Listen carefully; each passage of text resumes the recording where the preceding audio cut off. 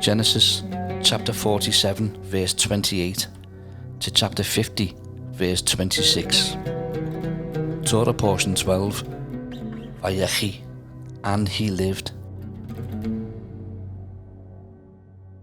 Genesis chapter 47 verses 28 to 31. And Jacob lived in the land of Egypt 17 years. So the length of Jacob's life was 147 years.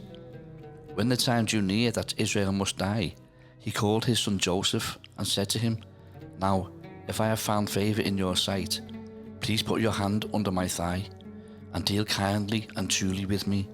Please do not bury me in Egypt, but let me lie with my fathers. You shall carry me out of Egypt, and bury me in their burial place." And he said, "I will do as you have said." Then he said, "Swear to me." And he swore to him. So Israel bowed himself on the head of the bed.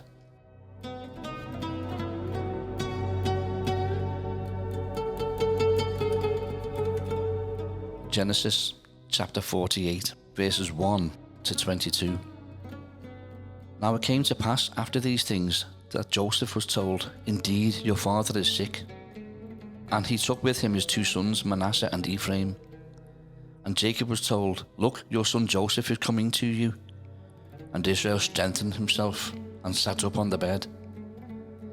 Then Jacob said to Joseph, "God Almighty appeared to me at Luz in the land of Canaan and blessed me, and said to me, Behold, I will make you fruitful and multiply you, and I will make of you a multitude of people, and give this land to your descendants after you as an everlasting possession. And now your two sons, Ephraim and Manasseh, who were born to you in the land of Egypt before I came to you in Egypt, are mine. As Reuben and Simeon, they shall be mine. Your offspring, whom you beget after them, shall be yours. They will be called by the name of their brothers in their inheritance. But as for me, when I came from Padan, Rachel died beside me in the land of Canaan on the way, when there was but a little distance to go to Ephrath. And I buried her there on the way to Ephrath, that is, Bethlehem." Then Israel saw Joseph's sons and said, "Who are these?" Joseph said to his father, "They are my sons, whom God has given me in this place." And he said, "Please bring them to me, and I will bless them." Now the eyes of Israel were dim with age, so that he couldn't see. Then Joseph brought them near him, and he kissed them and embraced them. And Israel said to Joseph, "I hadn't thought to see your face, but in fact, God has also shown me your offspring." So Joseph brought them from beside his knees, and he bowed down with his face to the earth. And Joseph took them both, Ephraim with his right hand toward Israel's left hand, and Manasseh with his left hand towards Israel's right hand, and brought them near him. Then Israel stretched out his right hand and laid it on Ephraim's head, who was the younger, and his left hand on Manasseh's head, guiding his hands knowingly, for Manasseh was the firstborn.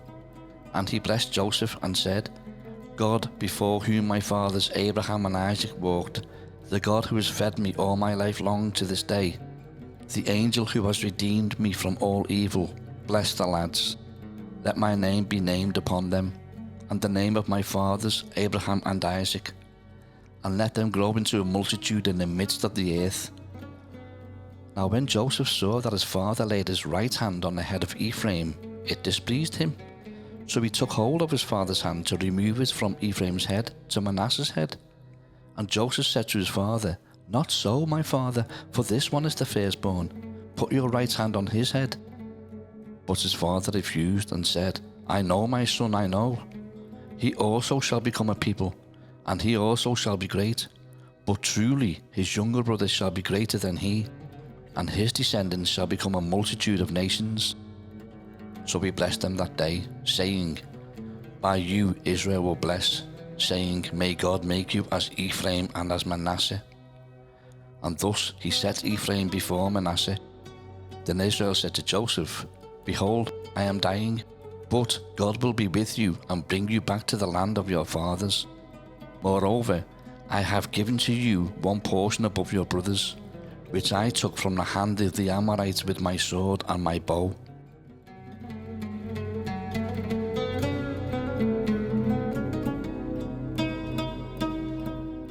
Genesis chapter 49, verses 1 to 33. And Jacob called his sons and said, Gather together, that I may tell you what shall befall you in the last days. Gather together and hear, you sons of Jacob, and listen to Israel your father. Reuben, you are my firstborn, my might and the beginning of my strength, the excellency of dignity and the excellency of power. Unstable as water, you shall not excel, because you went up to your father's bed. Then you defiled it. He went up to my couch. Simeon and Levi are brothers. Instruments of cruelty are in their dwelling place. Let not my soul enter their council. Let not my honour be united to their assembly. For in their anger they slew a man, and in their self-will they hamstrung an ox. Cursed be their anger, for it is fierce, and their wrath, for it is cruel. I will divide them in Jacob and scatter them in Israel. Judah, you are he whom your brothers shall praise. Your hand shall be on the neck of your enemies. Your father's children shall bow down before you. Judah is a lion's whelp. From the prey, my son, you have gone up. He bows down, he lies down as a lion, and as a lion, who shall rouse him? The scepter shall not depart from Judah, nor a lawgiver from between his feet, until Shiloh comes, and to him shall be the obedience of the people. Binding his donkey to the vine, and his donkey's coat to the choice vine, he washed his garments in wine, and his clothes in the blood of grapes. His eyes are darker than wine, and his teeth whiter than milk. Zebulun shall dwell by the haven of the sea. He shall become a haven for ships, and his border shall adjoin Sidon. Issachar is a strong donkey, lying down between two burdens. He saw that rest was good, and that the land was pleasant. He bowed his shoulder to bear a burden, and became a band of slaves.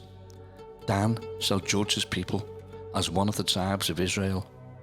Dan shall be a serpent by the way, a viper by the path, that bites the horse's heels, so that its rider shall fall backward.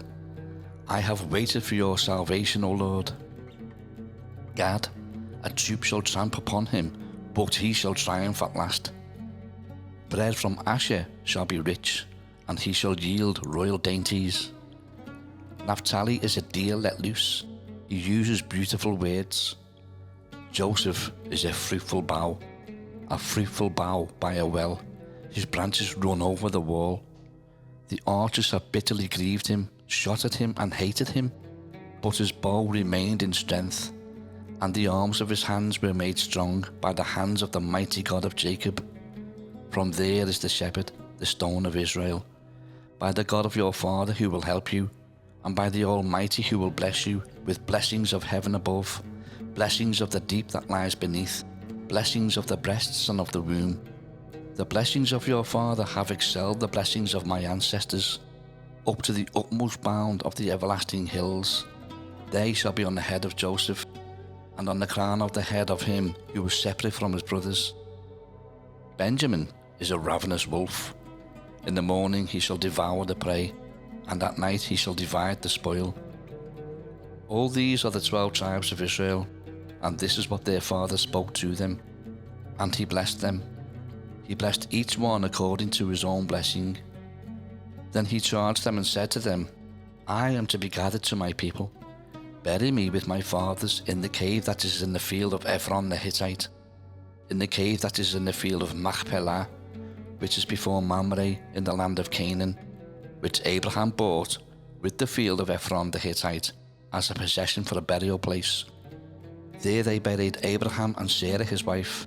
There they buried Isaac and Rebekah his wife, and there I buried Leah. The field and the cave that is there were purchased from the sons of Het. And when Jacob had finished commanding his sons, he drew his feet up into the bed and breathed his last, and was gathered to his people.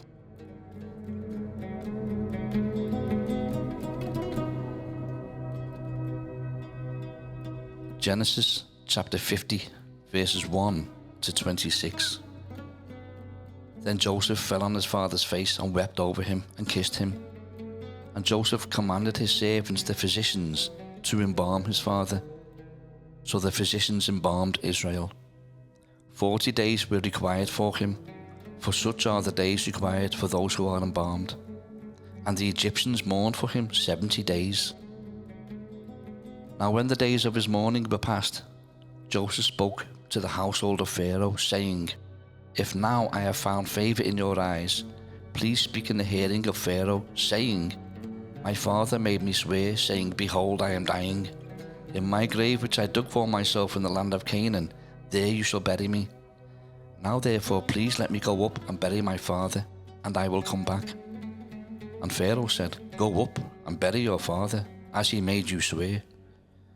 So Joseph went up to bury his father, and with him went up all the servants of Pharaoh, the elders of his house, and all the elders of the land of Egypt, as well as all the house of Joseph, his brothers, and his father's house. Only their little ones, their flocks and their herds, they left in the land of Goshen. And there went up with him both chariots and horsemen, and it was a very great gathering. Then they came to the threshing floor of Atad, which is beyond the Jordan, and they mourned there with a great and very solemn lamentation. He observed 7 days of mourning for his father. And when the inhabitants of the land, the Canaanites, saw the mourning at the threshing floor of Atad, they said, This is a deep mourning of the Egyptians. Therefore its name was called Abel Mitzrayim, which is beyond the Jordan. So his sons did for him just as he had commanded them. For his sons carried him to the land of Canaan, and buried him in the cave of the field of Machpelah, before Mamre, which Abraham bought with the field from Ephraim the Hittite as property for a burial place. And after he had buried his father, Joseph returned to Egypt, he and his brothers, and all who went up with him to bury his father. When Joseph's brothers saw that their father was dead, they said, Perhaps Joseph will hate us, and may actually repay us for all the evil which we did to him.